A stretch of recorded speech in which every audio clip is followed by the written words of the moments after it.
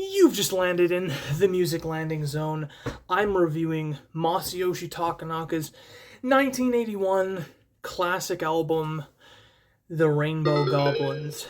If you could please like, share, comment. I'm a little tiny channel, need all the help I can get, and I'm actually going through every single Takanaka album, all the way from 1976 to the 2011 album. If you want to join this journey, this Takanaka journey, hit subscribe. I'm going to be continuing this series. You can go back. There's a playlist on my channel. You can see all of the reviews I've already done for Takanaka. Great, Takanaka forever. So, after a short delay, I am back with this review. I've been chewing on this album a lot lately. Have been putting it on a couple times per day as of late because I've got a lot to think about with the Rainbow Goblins. I've got a lot to talk about with the Rainbow Goblins. So, this album is maybe one of the most strange in the Takanaka discography, in the way that it does not really have a similar vibe to anything else we've heard before from Takanaka. I mean, yeah, you think of Takanaka, you think of every album that's come before this, essentially. You think some sort of variation on the Takanaka playing with gorgeous jazz fusion-y sort of instrumentation going on, lots of beach vibes, lots of summer vibes, sunshine, these kind of vibes. On Rainbow Goblins, that is all but gone. There is something new here, and that is very interesting to me. This is Takanaka, I think, taking a very interesting risk, taking a very interesting creative choice here. Other strange things about this album is by and far the longest Takanaka album as of now in this point in his discography. It's like over an hour long. A lot of Takanaka albums up to this point have been anywhere from like 33 to like 40 minutes. This is a whole bunch longer than a lot of his other stuff. Yeah. This album trades in that sunny sound for this storybook, strange, sort of almost more like a mystical kind of feeling. Like it's, well, if you don't know, this album is based on a children's book, the Rainbow Goblins, of the same name, I believe. And yeah, it really does sound like music for, a movie or like a story. It's much more cinematic sounding than the vast majority of previous Takanaka stuff. This really could be, a soundtrack. And I mean, it is in a way. It's a soundtrack to this children's book. Very interesting, very big vibe switch up here. Yeah, so my history with this album. This was an album that I had heard was this massive juggernaut of Takanaka's discography, and I went into it, well, actually, let me back up for a second if you'll stay with me. Before I knew Takanaka, I've always been, or have been for a while, a big Primus fan, and in 2018, somewhere around then, Primus released their album, The Desaturating Seven, which is based on the same storybook as the Rainbow Goblins.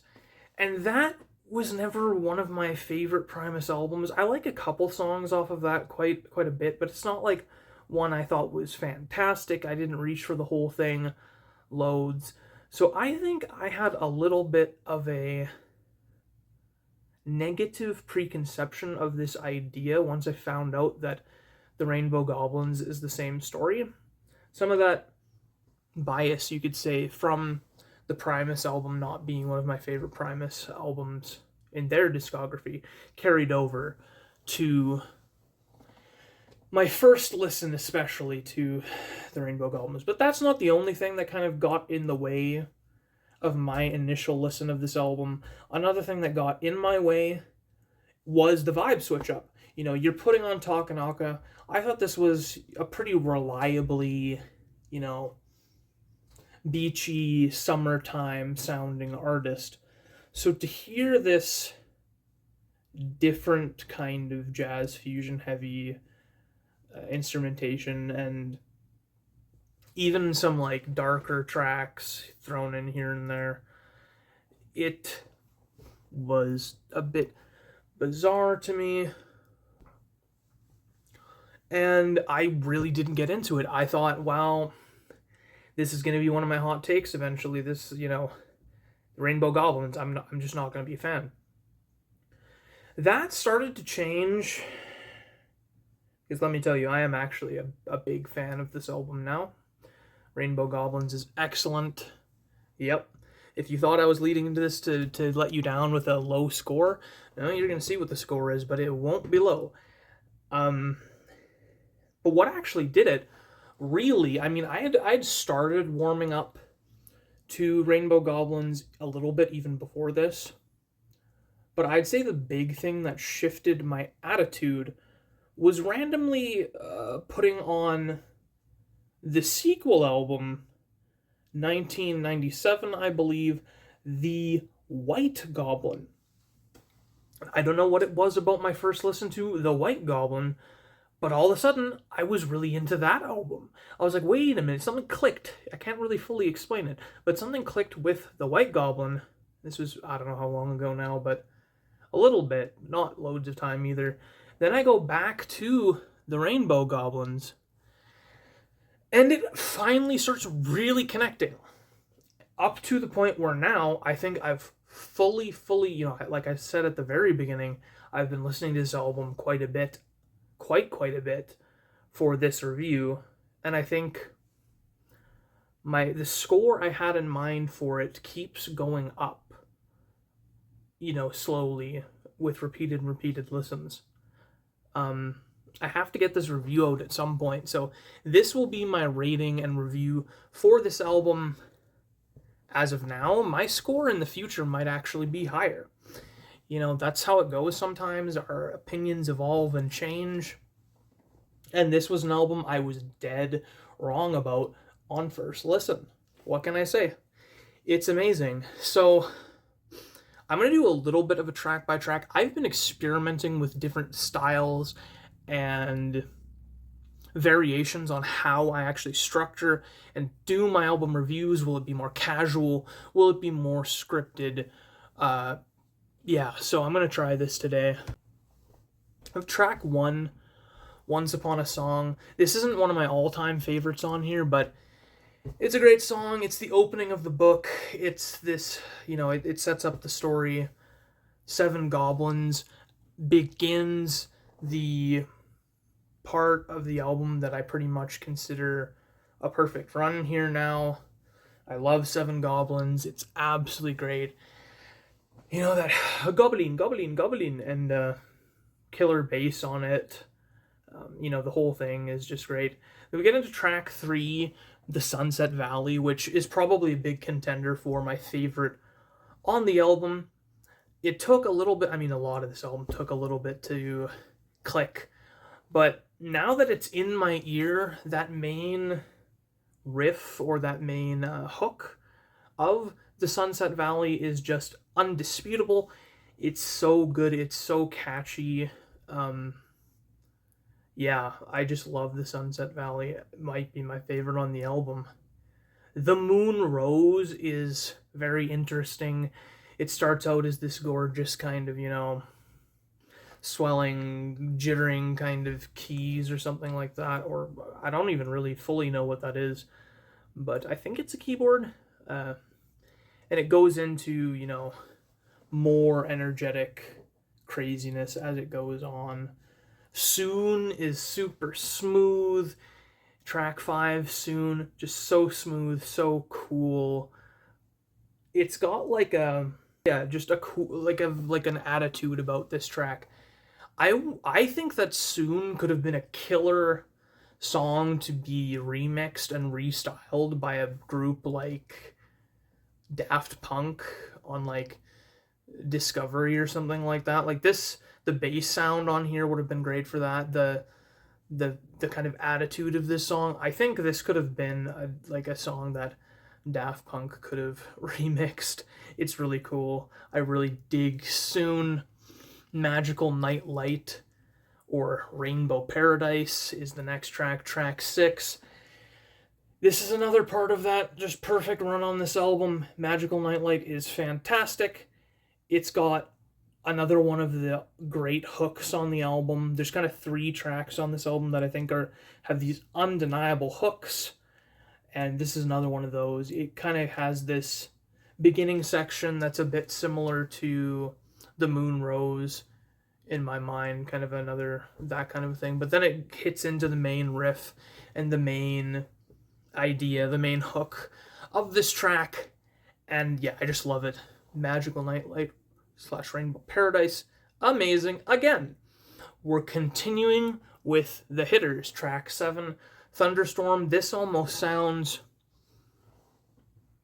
James Bond or like, I don't know, an action hero. Like, it's got a whole different vibe from what Takanaka usually does here. Again, not just in like a storybook kind of more fantasy way or vibe, but this one has, yeah, that like cool, I don't know, either like James Bond or like anime protagonist kind of, or I don't know, like it's just got this awesome sound and awesome vibe. Rising Arch is unfortunately not one of my all-time favorites on this album still. It's perfectly great though, like it's not bringing it down. It's just not one of the super high hitters as of now. Just Chuckle is the end of that trilogy I was talking about with the unbelievable hooks. Yeah, I love Just Chuckle. We're right back up there to absolutely fantastic, amazing stuff. Rainbow Was Reborn kind of dips down again for me a little bit, just my personal opinion, my ears, but it's still really gorgeous and really great, and I'm not really complaining about it or anything. It's just not quite on the same level as the rest of the album for me. Plumed Bird is fantastic. It's right back up there again. The lead guitar on this from Takanaka reminds me of, makes sense, of a bird. It's kind of got this, yeah, like the lead guitar sounds like a chirping bird, sort of. It's very cool. Kind of reminds me of Funky Holo Bird, kind of a spiritual sequel, except it fits the vibe of this album rather than it being very tropical sounding. And then we have the closing track, track 12. You Can Never Come to This Place, which I think is a really interesting track. It's, you know, it's this sort of sad end to this. Well, it's like, it's a bittersweet end to this story. I've never read the actual children's book, but just from the music and this telling of the story, it's almost like the Rainbow Goblins come in here, they attempt to devour the rainbow as they have so many other places and lands, with their greed taking much more than they need. And the moon and the flowers and the land defeat the Rainbow Goblins, but at a cost. The rainbow no longer will touch the ground. I think it's maybe even a metaphor for, yeah, like life, or just, I think it could be a metaphor for a lot of things where, you know, even in victory, a lot of the times, you know, things aren't the same as they were. Maybe things are good. Peace has been restored to the valley, but it's not as it was, and you're never going to get that back now. And I think this track tells that idea perfectly. It's got screaming leads all over it. This is another one of my favorite on the album. It's an album where almost everything is favorites, so you know that means I'm going to give it a pretty high score here. yeah, there you go. Rainbow Goblins went from not really understanding it at all to I'm about to give it this score, and it could keep rising over the years and future listens, right? So, as of today, though, as of filming this review, when it's posted, when it's recorded, what do I give the Rainbow Goblins by Masayoshi Takanaka out of 10? Well, 9 out of 10. Tied so far with the highest rated in the series. Go watch the rest of my Takanaka reviews. Let's talk some Takanaka. Like, subscribe, share, check out my posts, my community posts. I love community posts. I'm going to be asking you guys what albums I should review, giving like options, and you can pick the next album I review. Other polls, quizzes, channel updates. Really, I love community posts. So go through my community posts, see what's up, like some of that, so it stays in your community post feed. So we can talk some Takanaka, so we can talk some other artists and bands. Thank you so much for watching this rambling review. Peace and love, everybody. Goodbye.